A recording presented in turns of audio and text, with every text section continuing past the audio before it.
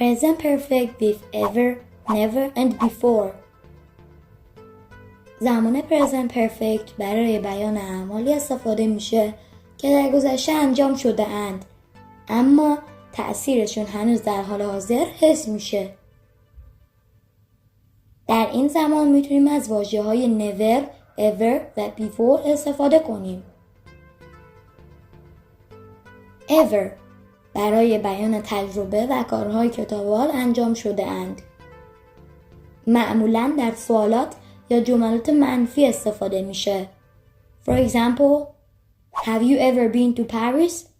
آیا تا به حال به پاریس رفته ای؟ Never برای بیان تجربیات منفی استفاده میشه.